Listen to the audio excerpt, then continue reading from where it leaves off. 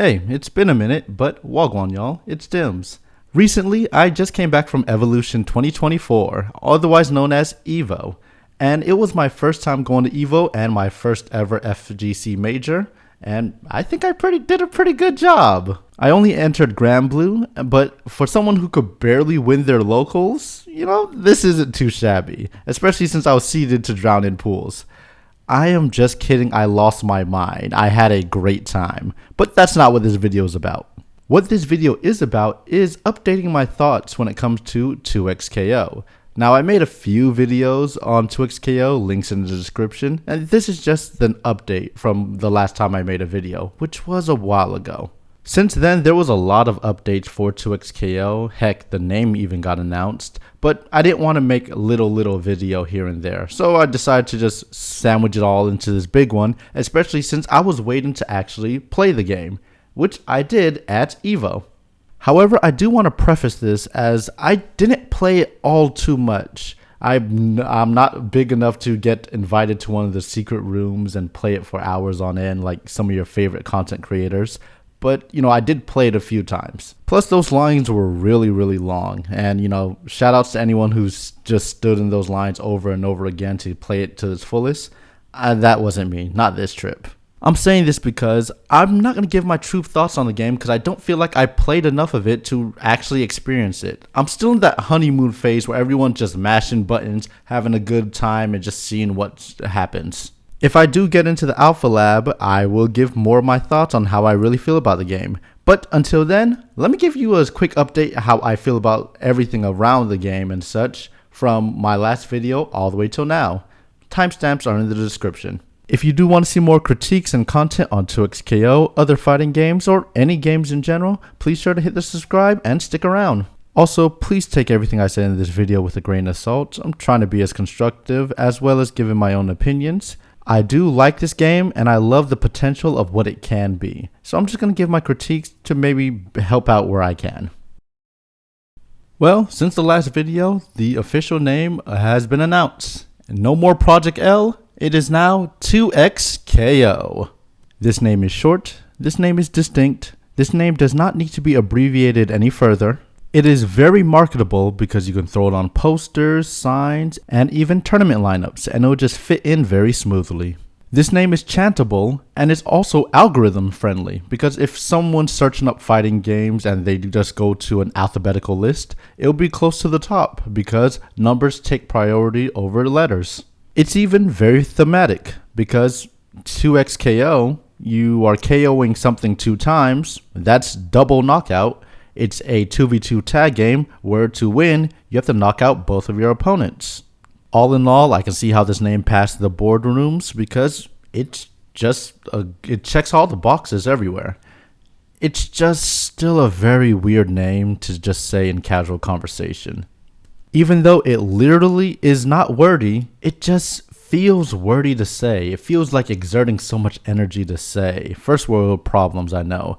But saying something like Grand Blue, that's fast. Street Fighter, that's just smooth. Tekken, there you go. But 2xKO, you just have to use more work to enunciate everything. But it doesn't matter. People will get used to it, and it is just a good name. Let's now talk about the buttons and notations. 2xKO is a 6-button fighter.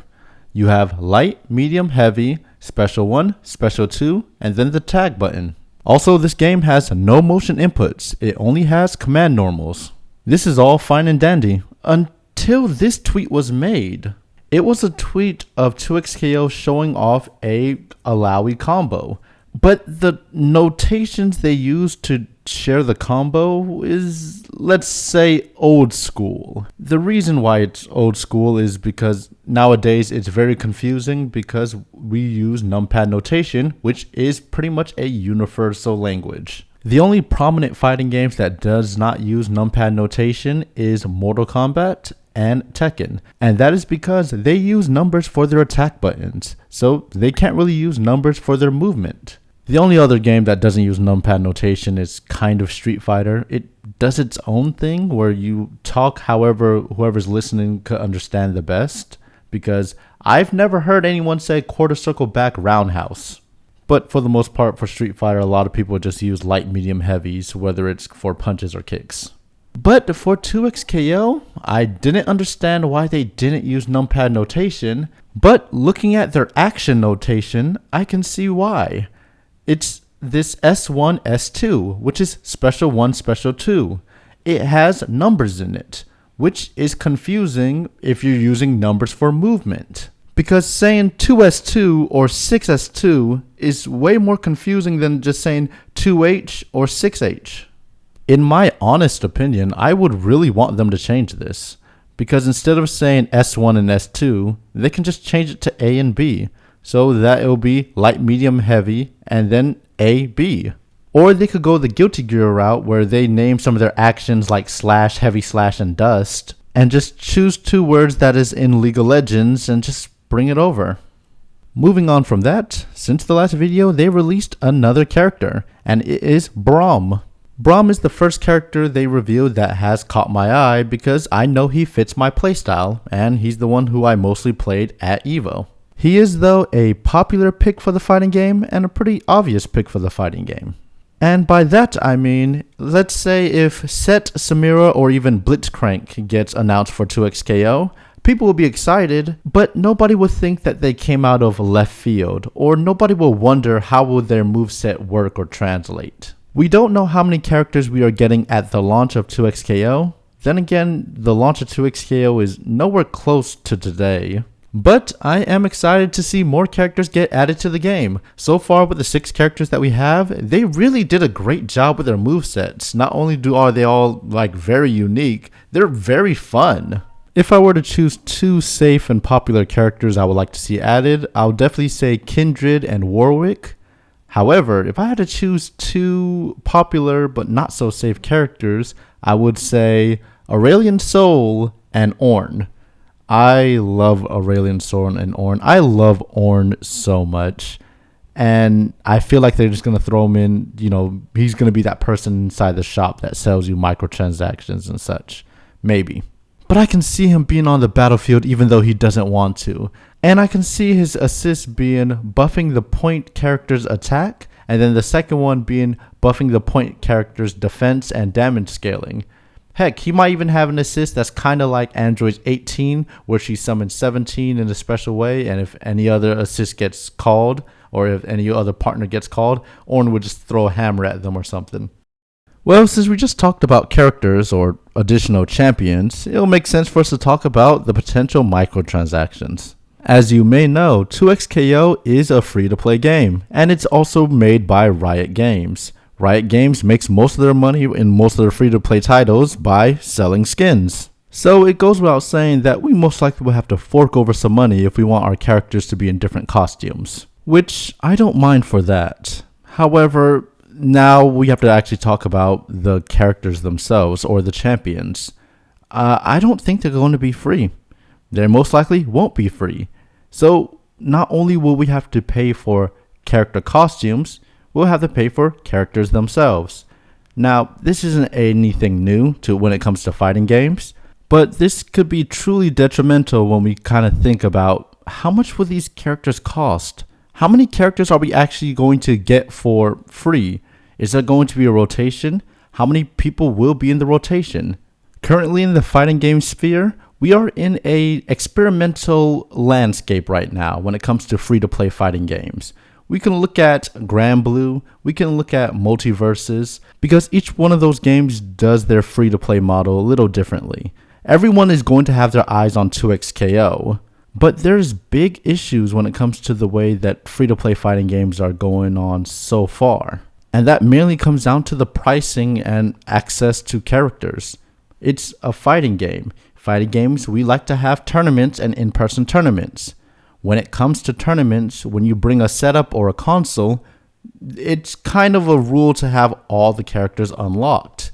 But if the base roster of characters, let's say, it comes out and it's 20 characters and you only get 3 of them for free, how much money do you actually have to spend to actually make a console tournament viable?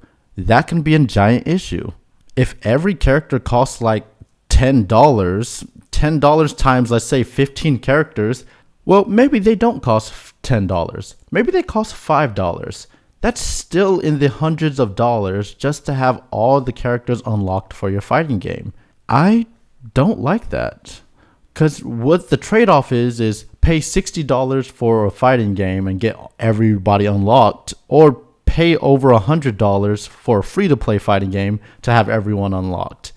Now, again, I do not know. It's not in concrete of how 2XKO is doing their marketing or pricing. But most likely they're not giving away these characters for free.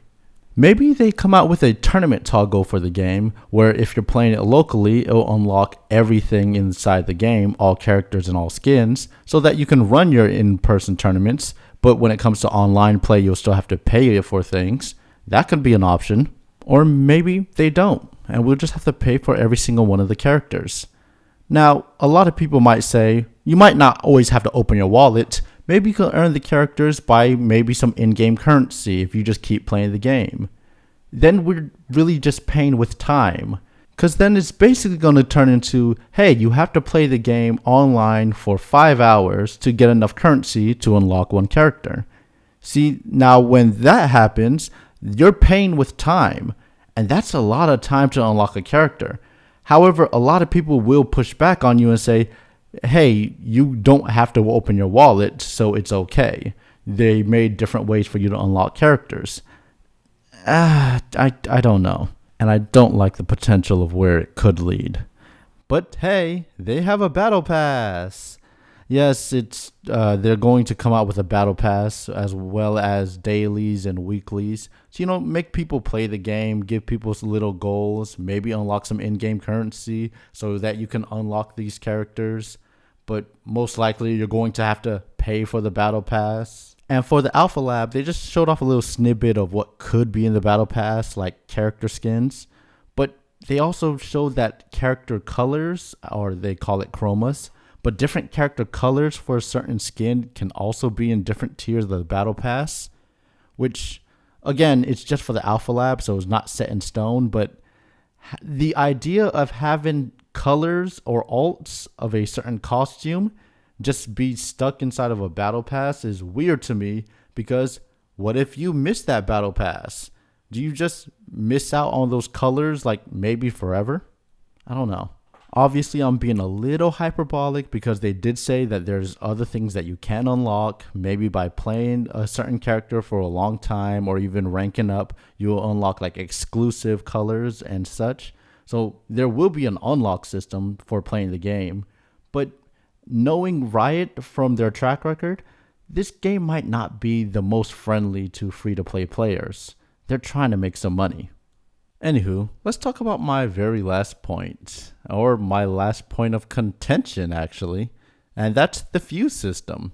At EVO 2024, they revealed that they had new fuses in the game, which leads me to believe that fuses will be a interchangeable and ever-changing thing in the game. What I mean is, for the lifespan of 2XKO, I guess we can expect new fuses, remix fuses, and also fuse changes. Which leads me to speculate about a few things, but I'm not going to touch on that now. I'm going to wait till the game, cooks a bit more.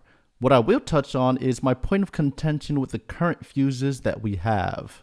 I want to preface this section with saying that CVS2, or Capcom vs SNK2, was one of literally my first fighting games. Now, I don't know everything about the game, but I knew enough, and it was basically my starting point into really getting into fighting games. Also, with that said, I'll have to thank BB Tag for being the catalyst when it comes to tag fighting games. I played tag fighting games before, but BB Tag's what I really dug into and really got good at. So that's where most of my tag skills and assist management comes from.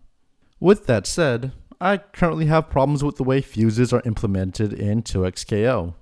But first, let me go over each fuse that was available at EVO 2024 and explain what they do.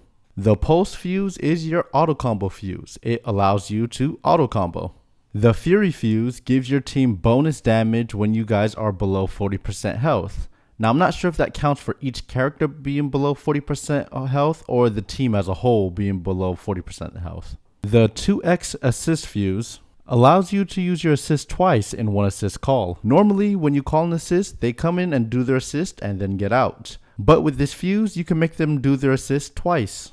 The double down fuse allows your team to do delayed hyper combos, or DHCs. What I'm basically saying for people who don't know what a DHC is that if your point character does their super, at the end of their super, or sometimes even in the middle of it, you can call in your partner character and they can come in and do their super as long as you have the meter. And lastly, the freestyle fuse allows you to tag back and forth with your assist twice in one assist call. Usually, when you call your assist, you can tag out and have the assist character take over. With this fuse, you're allowed to tag out, have your assist character take over, and if your point character that just got tagged out is still on the field, you can tag them back in. These all seem fine and dandy and good. So, what are my gripes? Well, I feel like fuses are made for each player to play in their own playstyle or play in their own unique way. That this grants you options of playing differently and having different game plans than other people. Well, I don't think they're properly doing that with these sets of fuses. What it mostly feels like with most of these fuses is that they're taking things that are standard in versus or tag fighters and they're just separating them. Then they're just laying it out to you as a separate choice on how would you want to play. Most tag fighters and even 3v3 fighters, all these things come pretty standard. You can do DHCs, you can tag back and forth sometimes. And in BB Tag's case, you can call your assist so that they can do their assist call multiple times in one go. So honestly, I feel pretty restricted.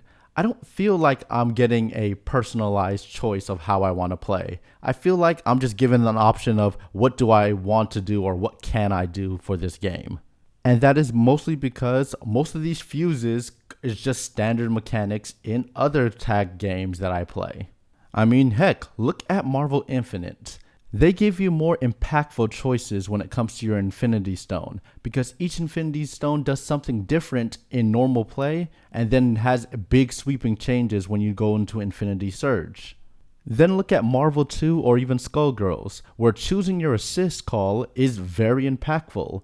Not only does it change the way you might want to combo with these assists, but I feel like it really adds to your personal choice on what you care for versus other moves that your assist may have. All in all, I feel like the current set of fuses doesn't really give you options, like true options. I feel like what they did was just strip things away from what you are accustomed to and just tell you to choose one. But I have a crazy idea on how to improve it and make it better. Also, if you're watching this and you're from Riot or you work on 2XKO, feel free to steal my ideas. I promise I won't sue. I don't care. I really just want to see the game be as good as it can be. Now, I'm going to go over each fuse and tell you what I would do to it. Let's start with the pulse fuse or the auto combo fuse. If you want auto combos to be a separate function that someone has to choose, this fuse is something that, you want players to grow out of or something like that. Sure. Let's keep it as a separate fuse. Let's keep pulse just for the beginners or just for the new players, or maybe it even gets some niche usage. Let's keep pulse as it is. Along with pulse, let's keep fury. Fury is fine. Your team gets low health, you get a damage boost. That's fine, that's simple. Let's keep it separate. Now for double down. Double down is basically your DHCs. And I feel like this should be just a standard thing you should have in the game. Add this to the core mechanics of the game. Don't make it separate. Now for 2x assist, I feel like this should also be a core mechanic of the game, except if you summon your assist and you have them act again or do another assist, I want it to cost 50% meter.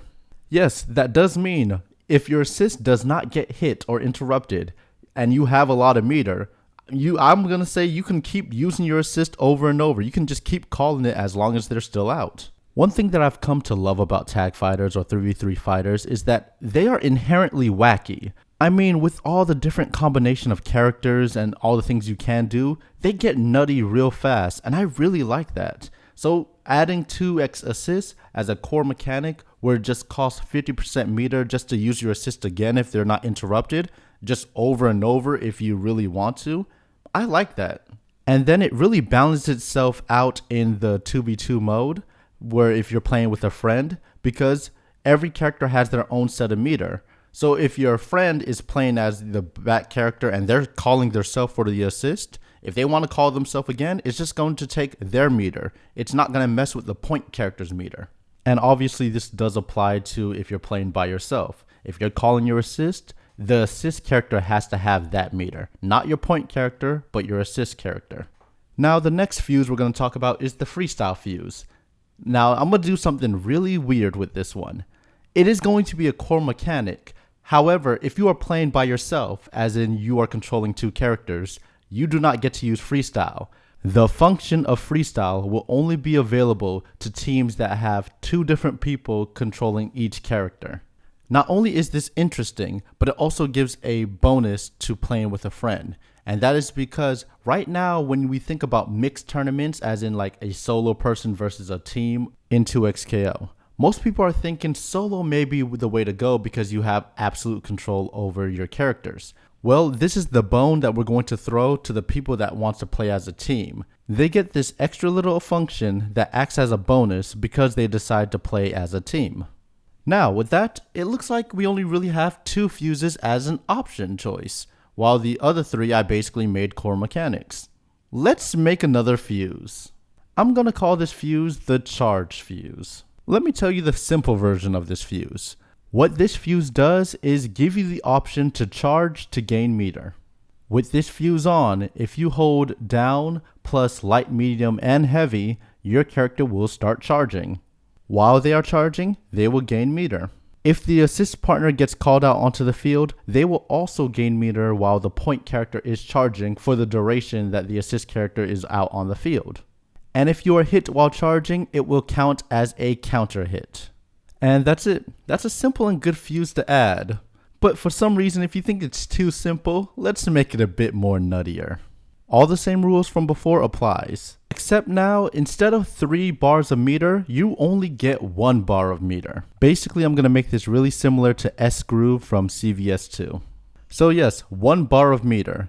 However, now you can only gain meter by successfully landing attacks or by charging. Now, when you charge up, you gain gray meter or potential meter. It's kind of like gray health. When you are charging up, you are gaining potential meter. Once you successfully finish your charging animation without getting interrupted, you will be given that meter. If you are interrupted while charging, let's say you get hit by an attack, you will lose all potential meter or all of your gray meter that you was charging up, and you will lose a bit of your actual meter that you already have, as well as going into the counter hit state because you was hit while charging. However, if you successfully build up that 1 bar meter you have to the fullest, you will enter max mode. I'm not thinking of another name for it right now because whatever. During max mode, your meter will gradually deplete over time. It basically acts as a timer. And within max mode, your character will gain a flat 15% damage boost for the whole duration, as well as the ability to do level 1s, level 2s, or any other function that uses meter. You'll be able to do it infinitely while in max mode, except for level 3s. If you perform your character's level 3, whether it hits or whether it whiffs, you will immediately end your max mode. You also do not have access to any of your supers outside of max mode. And just for a little bonus on top, if you tag out while you're in max mode, your max mode meter will deplete slower than if you were the point character. Not only does this extend your max mode meter longer, but your assist attacks will incur the 15% damage boost. You will also have access to your last stand assist move without that character being knocked out. And bam, there you go, the nuttier version of the charge fuse. Again, if you're from Riot or working on 2XKO, feel free to steal this idea. It's really fun. And that's what I care about the most, the fun. The fuses that we have access to right now are not really the craziest or like the most impactful. So I do hope that they maybe revamp it a little bit or even add extra fuses that are very, very wacky or very impactful to the gameplay. But I think that does it for this video for right now.